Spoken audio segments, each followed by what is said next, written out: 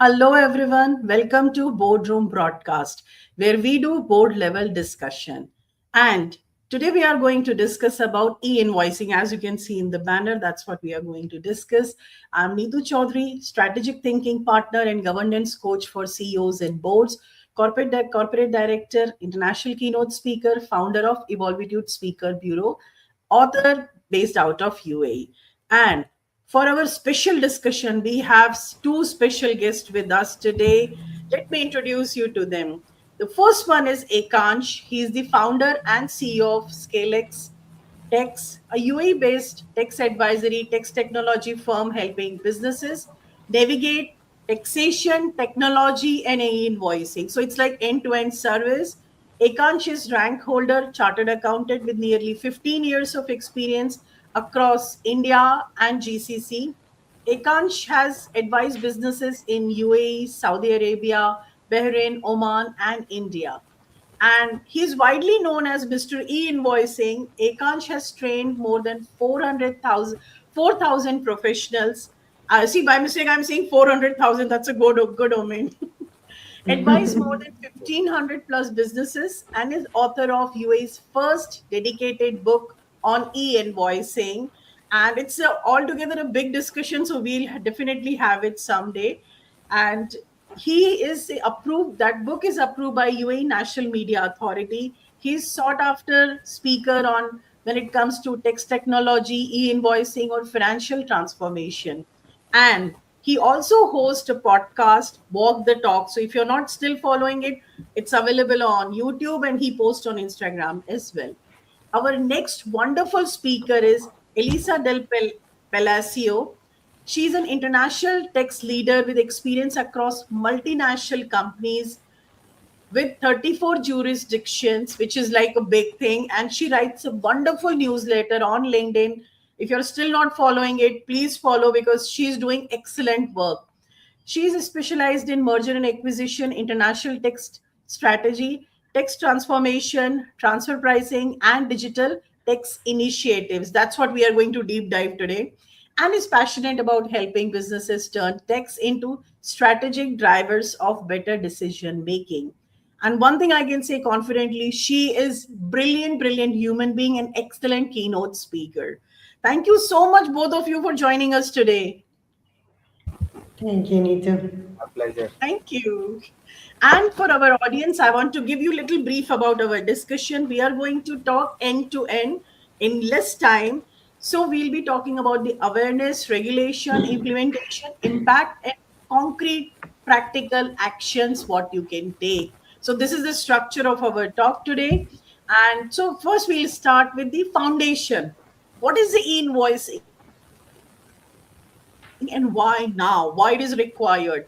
So I'll start with Ekansh first to set the context. What exactly is e-invoicing in today's global environment? Which industries, companies, different company sizes and region are currently being impacted by this mandate and why now? Perfect. Thanks, Neetu. First of all, it's a pleasure to be here. I've had the pleasure of being on your podcast earlier, discussing about the same topic. So, feeling privileged to be here again in this interesting boardroom concept. So, about e-invoicing and e-invoicing in the UAE. Let me first give you a context. So, e-invoicing is not new. It's not a new concept. It has been in place in 50 plus countries across the globe in some shape or form. Uh, UAE has already introduced indirect tax and direct taxes. So VAT was introduced in 2018, corporate tax in 2023, along with it transfer pricing and then pillar two. So it's the final nail on the coffin, you can say, just to connect all the taxes. So e-invoicing will help the tax authority connect indirect tax and corporate tax and help streamline the tax filings. How? So as the word goes, electronic invoicing, e-invoicing, electronic invoicing. Sometimes I say Ekansh invoicing. So electronic invoicing, it's not like we are not issuing electronic invoices today. We are not in Stone Age. We are not issuing invoices on stone or paper. Uh, the fundamental change that will happen from next year is all invoices will go through a third party. Now, what is Okay. that third party? A third party, that third party is called an ASP, Integrated Service Provider. So the model that UAE has implemented is decentralized five-corner model. It's decentralized in a way that the responsibility to validate and approve these e-invoices has been outsourced to these third parties ASPs. Right now, we have 40 plus ASPs authorized by the Ministry of Finance of UAE, and they are listed on the Ministry of Finance website.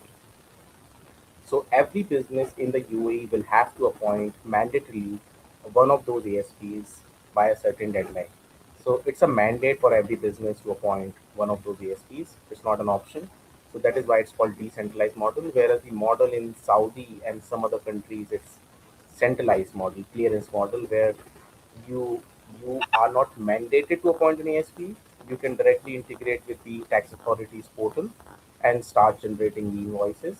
Whereas here, as we all know, UAE likes to privatize things, decentralize things. Even some of these government departments, like RTA was spinned off into Parkin and Salek, and now they are listed companies. So UAE always like to decentralize, privatize certain government functions. Similarly, e-invoicing, they do not want to focus on generating and validating invoices. Rather, they want to focus on tax administration.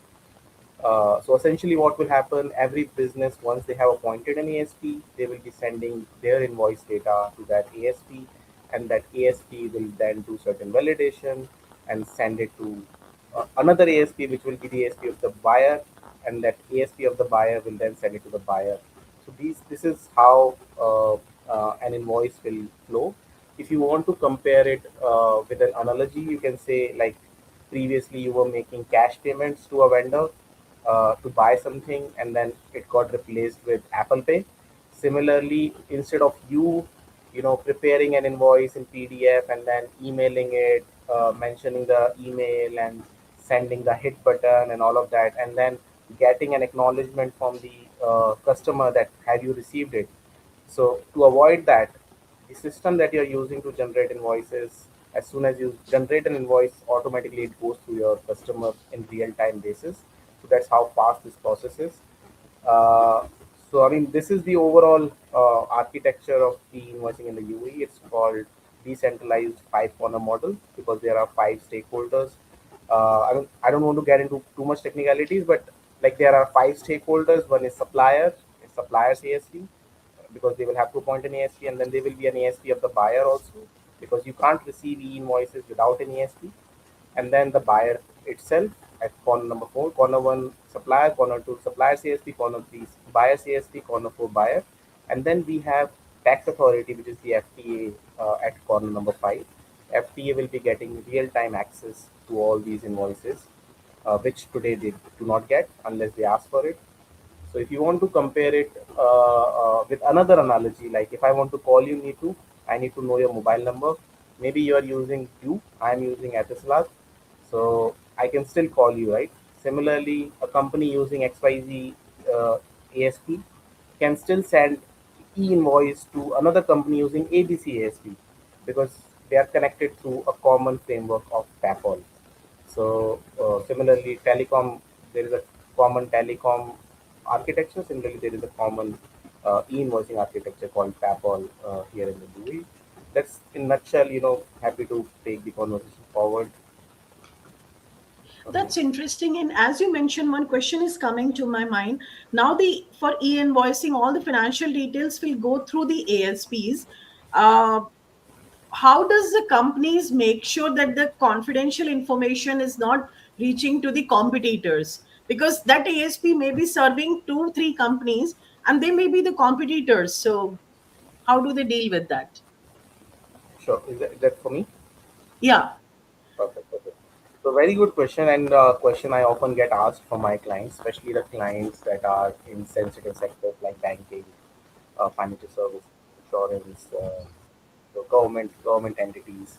So the ASPs are essentially not required to how do I put it, to see any data or to store any data, and they should act as a postman for these businesses.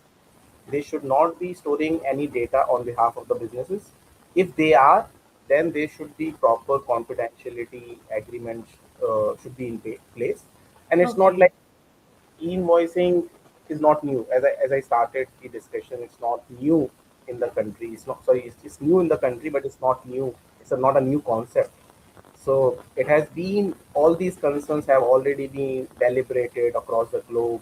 When data security is paramount for every country and every critical company. So typically, all these ASPs during the certification as well, when the Ministry of Finance is certifying them, authorizing them, they are testing all these capabilities. Yeah. You have the required experience? Do you have the required cybersecurity in place? They are supposed to take professional indemnity insurance, which is a big amount. Have you catered to some other customers in other jurisdictions? So they have already, the ESPs that we have in the UAE today, they have already served customers in at least two countries across the globe. So yeah, and at the end of the day, it will be driven through an NDA, confidentiality agreements between the client and the ASP. But of course, since it's technology, you never know where the data is going. So you have to make sure that you are trusting the ASP with a uh, Yeah. uh, more robust architecture, more credible references, and good track record in the past. Because let's say that company shuts down in the future. Imagine all your configuration, integration has to be redone, and how will the data be migrated in case you are relying on the ASP to store some of that data. So That's right. yeah, so there is no right answer. I mean, of course, it has to be driven through your commercial arrangements and depending on the Yeah. capabilities. That's great. That's great. And I think that gives a lot of relief to business owners as well. My next question is for Eliza. From taxation and finance perspective, what is e-invoicing at the very core, and how does it fundamentally change the traditional invoicing, compliance, and audit process? Because one thread is impacting everything in the business. So, what's your view on that? How is it impacting? Sure. I think that as Ekansh has already mentioned, thank you, by the way, Neetu, for having me here. And I think it's good to mention that in this precise space that you see full of paintings and flowers is where the tax dimension happens and where a lot of critical thinking happens here. So having said that, I think coming back to your question, it's at its core is the change of information, and as it has been described by Ekansh very well, and how it will impact from the in-house perspective. I think it's going to impact in three ways, right? The exchange of information is going to be immediate. The moment the information goes through your ASP, it's going to be exchanged with the other vendor, and of course, it's going to be reported with the FTA. So that is going to be the traceability. That's going to be immediate, meaning the tax authorities will not have to wait until the VAT return is filed to know what you are doing and how you are doing it. That is going to the second point. There will be no manual corrections, as already Ekansh mentioned very well. There has been some sort of electronic invoicing going on, but still in many businesses, even including multinationals, there are a lot of manual inputs or corrections that can still be made into the PDFs themselves. Of course, that is not a best practice that we follow at Sanad, but that is something that I can see that is happening in other business, right? Even something small like maybe you forgot to put the VAT number, and then you can go and just correct it afterwards in the PDF. That is going to dramatically change because now each PDF that will still go through the system will have behind a digital footprint, namely an XML. And this XML is going to be that digital footprint that you cannot go and hack. It's going to be through the ESP. So that is going to be an audit trail that for sure tax authorities are going to be using to understand if whatever you say you're putting in your invoice, they will not need to look at your PDF, they will have a look at your XML. So that is going to be fundamental. And then the third thing is how we prepare for audits, how we see the change of information from the in-house tax perspective. At this moment, it's a little bit more reactive than proactive because what we have is financial systems that are designed for finance, but not for tax reporting. So taxes just follows accounting, but it is not that taxes has a proper reporting system. And right now, VAT, invoicing VAT is putting, I would say, amounts of stress in the in-house tax teams because we have to implement invoicing, but that is going to make the life easier of the tax authorities, probably of the vendors receiving or the moment that you are changing the information, but it's not going to make our lives easier when it comes to VAT quarterly return. And what I say that, I say because I prepare the VAT returns myself, and I can tell you that right now, everything that I see that may not be reported or has been a human mistake, it's being stopped by a human, meaning me. So I have controls that happen after the invoices are done. Right now, the controls that I will have to implement, and I'm in that process, are preventive controls, meaning before the invoice gets posted, goes through all this information, these controls need to be there. So we need to ensure through trainings that everyone knows that the moment they hit that button, there is no coming back. If you made a mistake, which is human and can happen, you will have to issue a proper credit note, tax credit note. And that is going to have a track. So it's not going to be Elisa or Ekansh or Neetu saying, oh, we can correct this next quarter. It's something that already is there. So that is a change in mentality. And I guess that finance teams fully still don't understand how much exposure we are going to have as companies and how much responsibility the tax teams are carrying in their shoulders.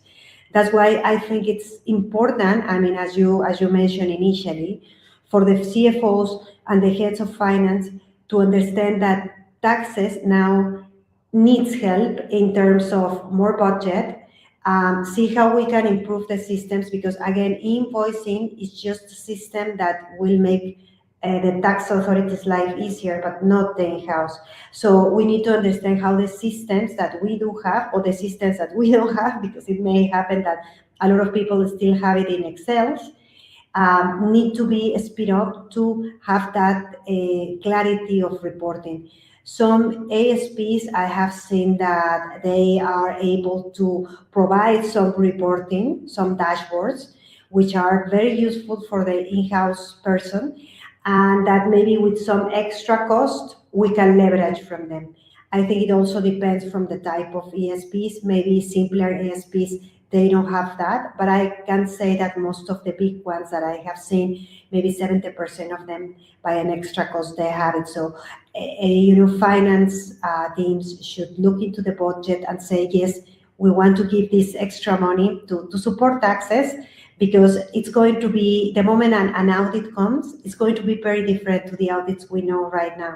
The audits we know right now is people from the FDA officers come and ask questions, and they really don't know, as Ekansh said, they really don't know. They have to ask for the information, and we ask the information.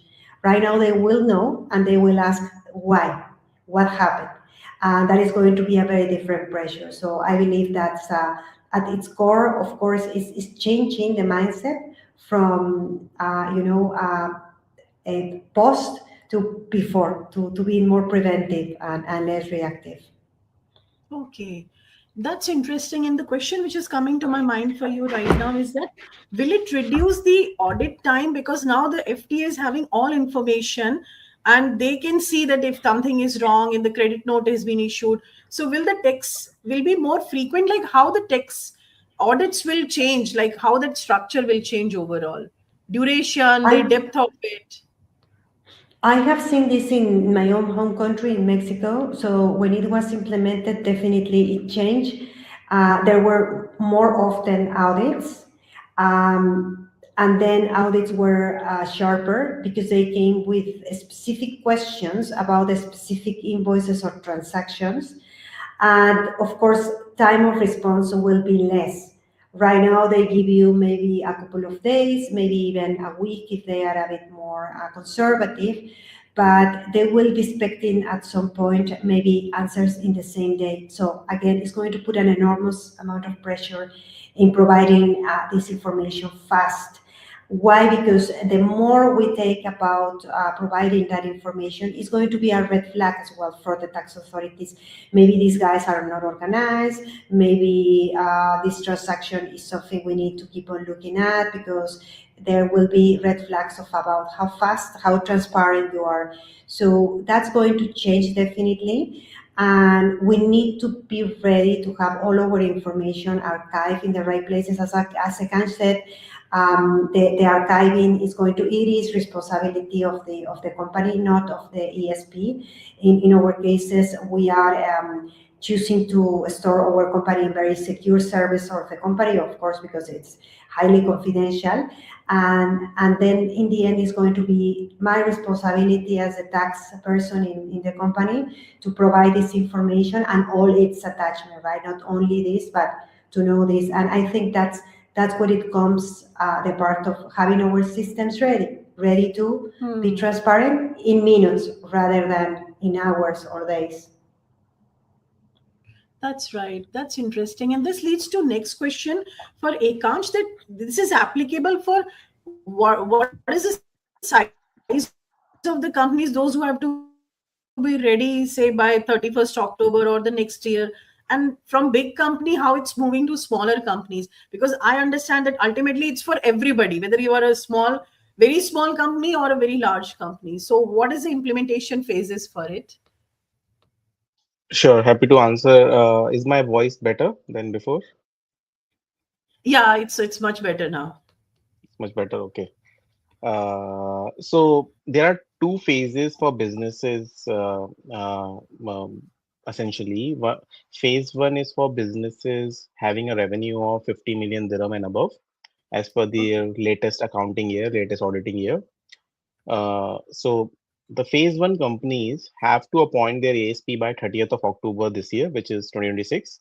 So by 30th October 2026, they have to appoint their ASP. And how do you appoint an ASP? Of course, you start with negotiations, proposals, and signing NDAs, engagement letters, and stuff. Then there is a second process that has to be done on the Imara Tax portal as well, which is the tax authorities portal.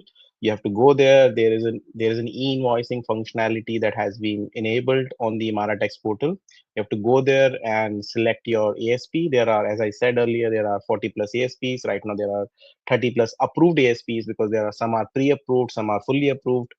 So you have to select the one that is yours and that is approved, fully approved, and you'll have to fill a small form, and then you will link with that ASP. So all these activities have to be done before, by 30th of October, before Halloween. So Halloween is on 31st. So before Halloween, you have to complete all these tasks. And the journey doesn't stop there. Like, it doesn't end there.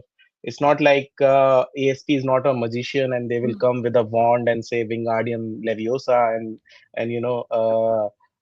make all your worries go away. No, it's not like that. So just appointing an ASP is not the end game. You have to get your systems configured. So without going into too much technicalities, imagine the invoice that you're sending today. It contains, let's say, 30 to 35 parameters like invoice date, description, TRN, customer name, customer address, and everything. Imagine those 30 to 35 fields will increase to minimum 51 fields. So it can go to Okay. minimum 51, it can be 52, 53, depending on the scenario you are in. So you have to have additional fields, 15, 20 additional fields on the same tax invoice that you are issuing today. So in order to in order to capture those additional fields, your ERP system should be capable enough. So ERP system that you're using to issue invoices, it could be SAP, Oracle, Tally, Zoho, Odoo, Focus, anything. So you have to first configure your ERP system, make it e-invoicing ready. For that, we sometimes do a gap assessment. So once it is ready, then it in order to get it ready, it takes some time, like couple of months, to do all this exercise. And imagine you have to go live from 1st of January 2027. So as I said, phase one businesses have to appoint an ASP by 30th of October, and going live from 1st of January. So there are two timelines attached to every business. One is appointment of ASP, and then the actual go live. So the day from which they will start issuing e-invoices is 1st of January 2027. Uh, and then there is a phase two for businesses having a revenue of less than 50 million dirham.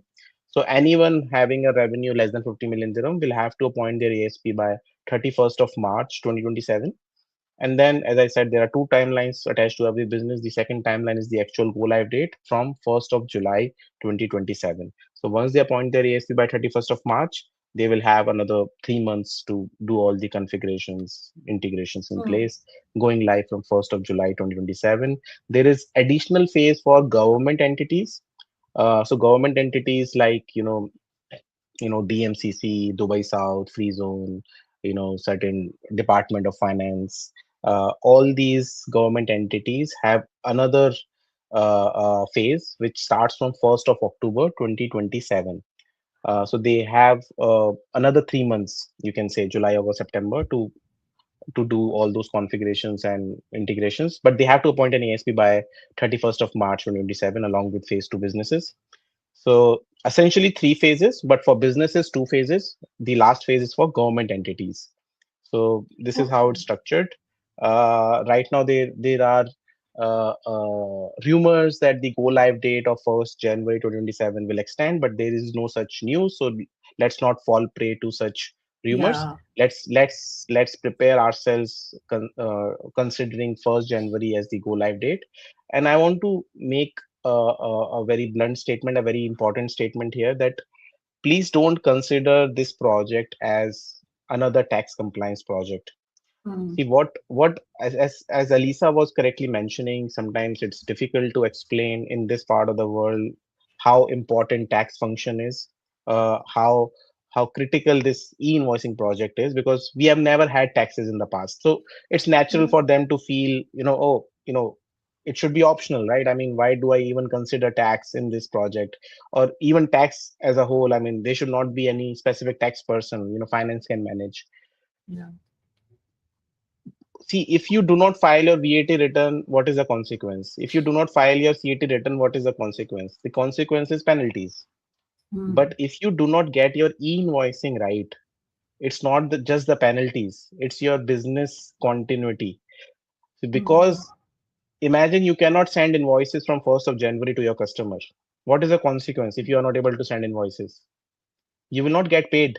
So if you cannot Yeah. send invoices to your customer, like as a founder myself for a firm, if I am not able to get paid, like it's the lifeline of my business if I'm not getting paid. And in order to get paid, I need to first send an invoice.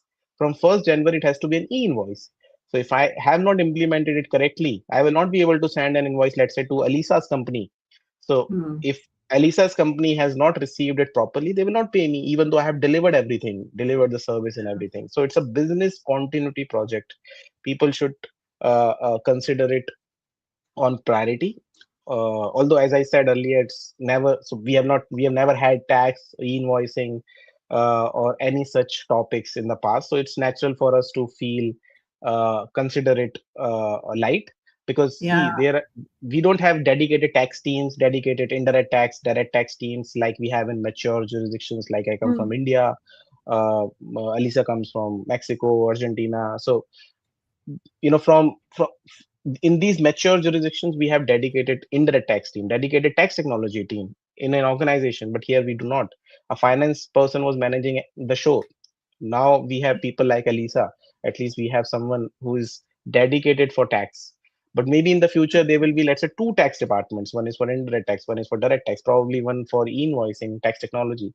So that's how we are evolving. We are getting there, but this is, of course, there will be some pitfalls along the way. As we know, Yeah. VAT wasn't implemented in less than a month. Executive regulations were just issued, couple of weeks before the actual go live date in 2018.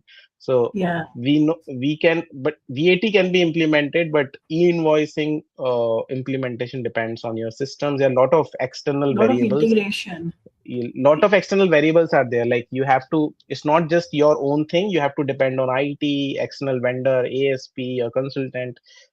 Lot of external variables are there, and all of getting all of them in one room in one page, it's not easy. So that's my two cents on this. And if I That's may right. add And here as well, Of course. to what Ekansh is saying is totally on point, because what I see from the in-house tax perspective is that, of course, before there was no taxes, now at least there is one person, right?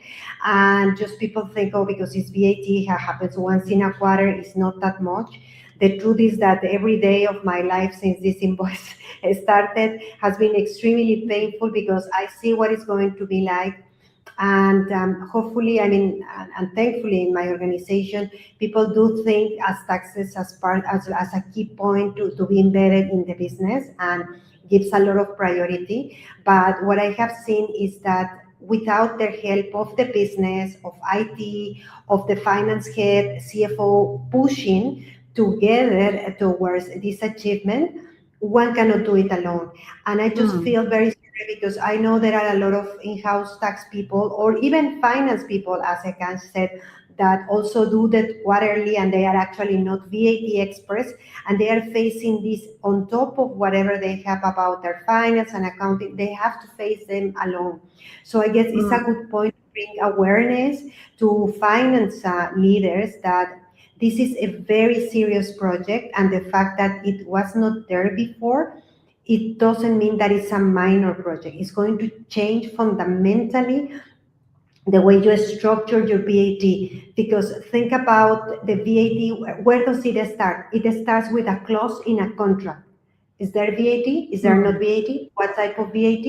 And then that's where it's going to be kicking off. And then the person of VAT is just maybe a control person, an observer, but all these standard operating processes have to be put in place, and they have to be updated, and they have to be communicated. Without this communication to the business, to IT, to accounting, to finance, it's not going to work. And what I have seen as well is that time flies.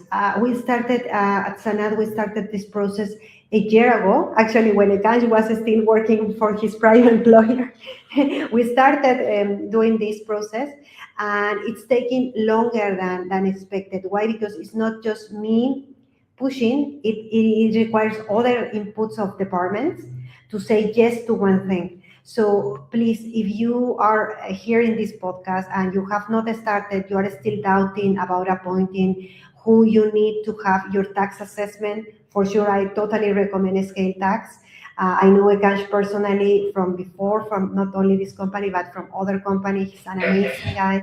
And also appoint your ASP, because as well, what I have seen is we appointed hours earlier, but now more people are approaching them. I think there are 40 or 70 in the world, I mean, here in the world of the UAE. How many thousands of businesses are out there? They are going to be flooded with requests. So the sooner you book your team, it's going to be the better. Just for you to be able to sleep at night before that night of Halloween.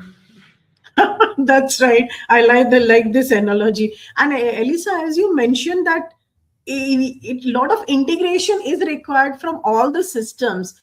So one thing I want to understand, since you have worked in so many jurisdictions, if a company is here and they have offices in Qatar and Bahrain and Oman and Canada and US, so how they will implement this thing, e-invoicing, considering all the challenges which we are having currently? Well, one good thing is that invoicing is right now just applicable in phase. As Ekansh already explained, there are phases, and this is very good. It's still saving our sanity inside because that's the way it is implemented in every single jurisdiction. I think in the world there is about maybe, I think, 30 or 30 something jurisdictions that have already or are in place of implementing the invoicing, but still the international communication between them is not necessary. I have seen personally that I have received invoices from other more advanced jurisdictions, such as, for example, Ireland. I receive constantly invoices through their PEPL ASP in our invoice, in our email, and I can see it's from PEPL because of the structure of the email, right? It was not prepared by a human. It comes from a system. But right now it's not mandatory, at least for us. So right now we need to think that if our customers are here in the UAE, that is going to be our scope. Of course, maybe in a couple of years' time, we need to start thinking that that is going to be the idea of the global tax authorities is to have that exchange of information between the businesses across jurisdictions. So I give you an example. In our business, maybe 90% of our businesses are with jurisdictions abroad, right? But we are already preparing with mind that we need to have a system that is scalable for when it comes, worldwide. We already have at least the basis, already the standard processes, the manuals, the information correct, the master files, everything that is ready to be scaled across. Even between the GCC, maybe it's going to be by stages, first in the GCC and then across the world. But we need to think that it's here to stay, definitely. And it's important for us to keep that mindset. And also, as I said already, we need to think that the invoice, as we know it right now, it's already lacking information because there is information that you will not see in the invoice, but you will find in your XML. And not because you don't see it in the front of information, it's not mandatory. So that's also a key point. Yeah, that's very important thing to like consider. And Ekansh, my next question is for you that when multiple like ASPs are there, will they have the similar kind of 50 plus fields, or they will have different and they need to do the mapping? And my second part of the question is that what are the most important things which companies are currently struggling, because you have worked with so many companies and so many professionals you have trained. So what are the top things, technology wise, people wise, and process wise, which companies are really struggling? So I know my question is quite loaded. No, it's fine. Perfect. Very valid question, Neetu. Once again, firstly, I'll touch upon the ASP part. As I said, there are 40 plus ASPs right now approved by the Ministry of Finance. Some are pre-approved, some are fully approved, and they are on the Ministry of Finance website. Now, in terms of the output that the ASP will deliver, each ASP will deliver, it has to be consistent. It cannot be different because they are all using a common framework called PAPOL. They are all relying on PAPOL International AE, which is the data dictionary. So the fundamental that each ASP is using to generate, validate, and exchange invoices is same. So maybe the human readable format of the output may look a bit different, but the underlying XML architecture for each invoice has to be exactly same on point. So in terms of output, every ASP should like even if I take due sim or etisalat sim, both should allow me to call you or message you or use internet, right? There is no difference in whether I'm using due or etisalat, whether at my home am I using Due Wi-Fi or Etisalat Wi-Fi. It's just a name. Of course, there may be some other add-on features or brand name and all of that.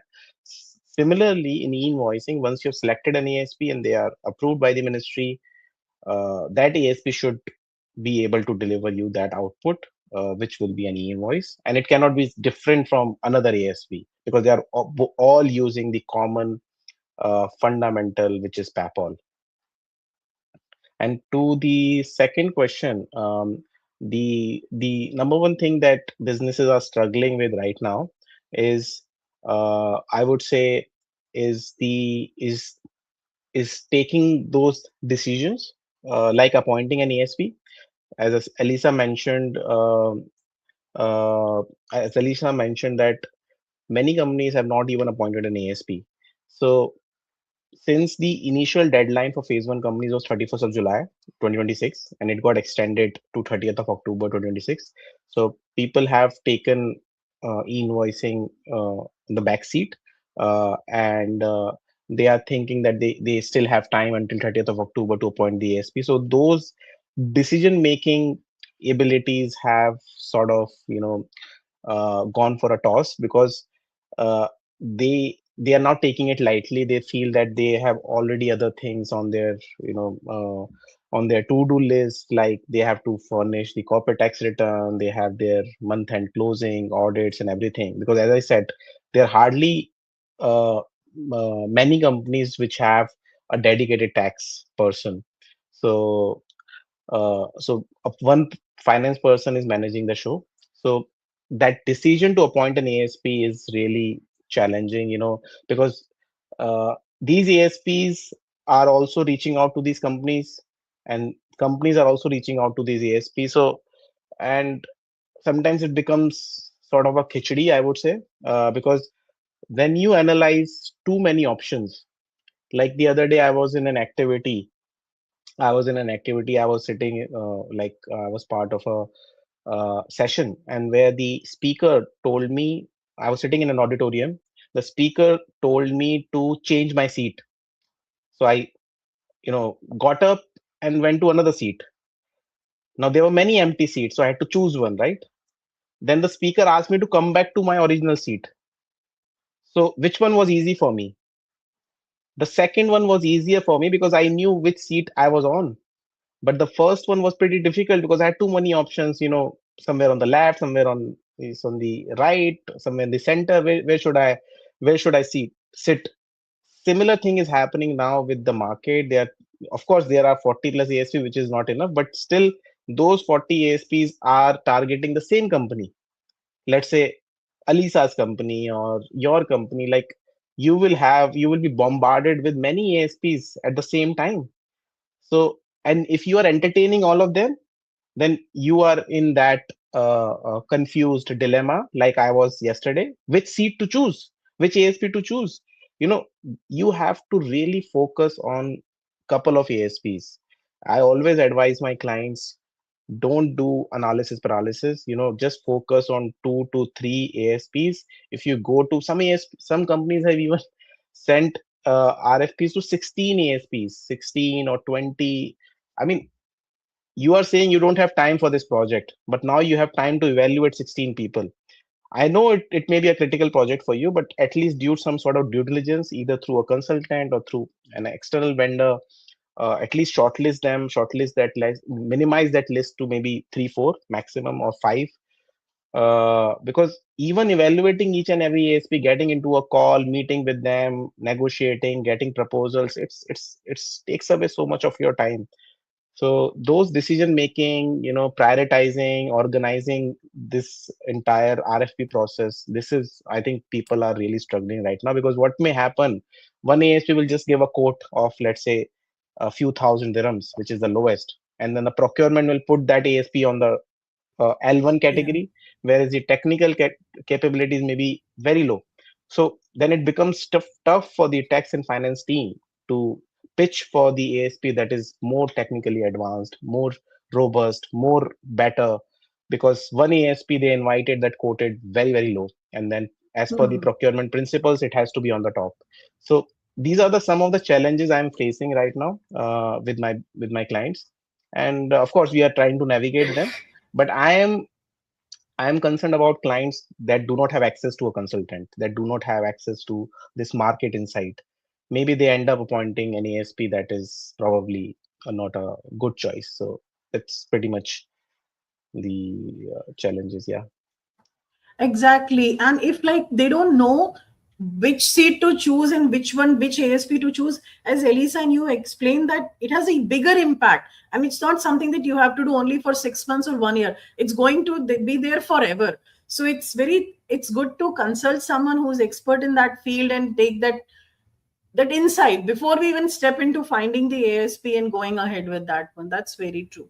Elisa, from taxation perspective, what are the top three challenges companies are facing while implementing e-invoicing? Thank you very much. I really like the analysis paralysis, Ekansh. I will take it with me.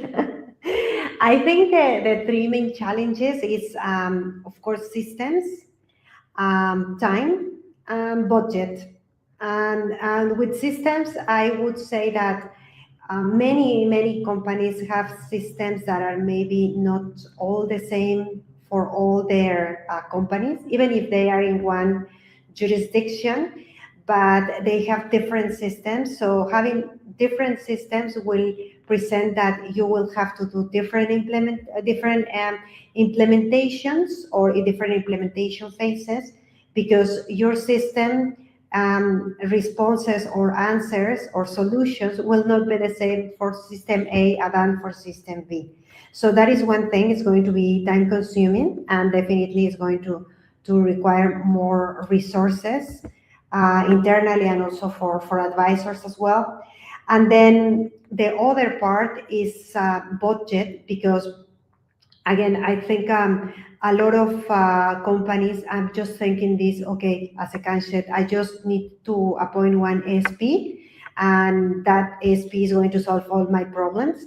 That is not true. You definitely need to have a tax advisor that does an assessment, because as he mentioned, not all ASPs are good for all type of industries, right? There are some that will be fit for certain type of industries, and there are others that will be fit for other type of industries. So I guess that's always very important to have a tax advisor that helps you assess those type of needs for your business and help you choose those top three that he has described very well. I think that top three should be the ones that you analyze, and always follow, if you have to choose, always choose quality instead of just quantity of which one is the cheapest, because sometimes the cheapest will be a headache later. And then the other one is about the resources. Resources is important because, again, as we already know, maybe we have one person of taxes in one company, maybe none at all, maybe you have the finance person. So if this person is alone, will have to deal with their own regular work, and then coordinating with IT to have the implementation of their system ready for the ESP. Then the ESP making sure that all the user testing is done preferably well. Then to coordinate with the tax advisor. In case you don't have a tax advisor, that's going to be definitely a catastrophe, because you need to ensure that all your pillars are going towards the same direction. So you need to consider your three pillars: your internal system, your ESP, and your tax advisor with your assessment, that they are going to identify the gaps, because only through their advice you are going to be able to speak to your IT people and tell them, this is what we are lacking, this is what we need to add to our system, and then the system will be added. So I guess that it's always good to think that this compliance project is much more complex than it seems. It requires much more than just simply appointing one ASP, and definitely, again, time is of the essence. You have to think that right now we are the 19th of July as we speak today. Time is flying. Then in a couple of months, we'll become almost there together with October. So we need to ensure that all our parties are already moving steadily towards finding that the right ESP, having everything in place in our IT systems, understanding of those gaps that were already highlighted by our tax advisors. Have they been met? Yes or no? What else do we need to do from that? And also to implement controls, because I am speaking just by the three pillars that are external, but also us, the tax teams, we need to ensure that we have controls.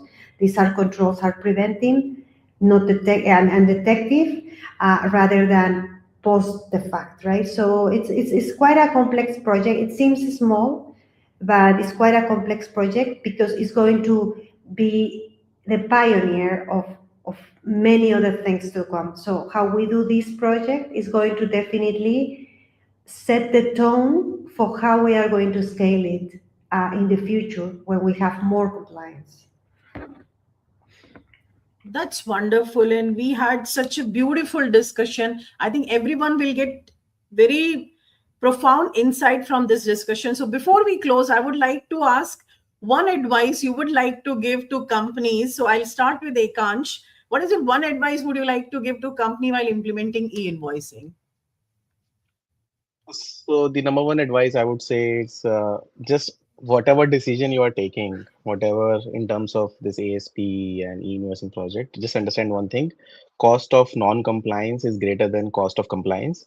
And Yeah. from next year, all your invoices, credit notes will be with the FTA. And today, one of my clients was recently audited by the FTA, and they denied output tax adjustment on a credit note because it was not compliant. So today, FTA does not have access to those credit notes. They can only pick them up during audits. But from next year, for every month, if I was the FTA, I would simply just send a query to the client. Okay, can you please explain the reasons of these high value credit notes? And if you're not able to provide those justification, imagine getting the output tax adjustment denied will be a huge blow. So just take all these things into consideration. The cost of non-compliance will be far greater than the cost of compliance. So take decisions carefully. That's my one piece of advice. That's wonderful. Thank you, Ekansh. Elisa, what one advice would you give to all the business owners and especially CFOs? Have a sense of urgency. This is not just a compliance project, it's a whole end-to-end project. It's going to affect, if it fails, think about the worst case scenario. If it fails, it's going to affect your reputation. It's going to be a showstopper, like as Ekansh said. There will be no way you can send your invoices and collect your money. So no cash. Cash is king, right, for the CFOs. So you need to think that this project is quite a high stakes project, and also think that right now your tax team is under enormous pressure, and they are putting pressure on the company and their capabilities, just to ensure that this system implementation will be successful and will be able eventually, once it is implemented, to withstand the test of audit and scrutiny. Scrutiny is not going to be behind closed doors. It's going to be a window, and as Ekan said, it's going to come the tax authorities and say, I want to see this and this and this. So there is no more like polishing, getting ready for the audit to come. You will have there, and if it's good, bad, more or less, you will be already there, exposed. So think about it, have a sense of urgency. If you have not spoken to your tax team because you are the CFO and usually tax teams do not get to speak that much to them, please have one-on-one meeting. Initiate the conversations. What do you need? How can we help you? Are you getting enough help? In my case, I have to thank my finance team, my accounting team are fantastic, all the time helping, always ready to give information. So we are a pack. We move like a pack, and I think that's the way successful, invoicing should be moving. Finance and tax working like a pack. Wonderful. And I love this. The working as a pack and non-cost of non-compliance is much higher. Thank you so much for your time. I love this conversation. And to all our audience, please follow Ekansh and Elisa on in LinkedIn and YouTube, different platforms. They are posting very valuable insight. Follow them, connect with them, and your life will be much easier when you are implementing e-invoicing. Thank you so much, Elisa. Thank you so much, Ekansh. Thank you, Neetu, for having Thank us. you so Thank much. you. A Again, a pleasure. pleasure. Have a nice day. Bye bye. Bye-bye. Bye bye.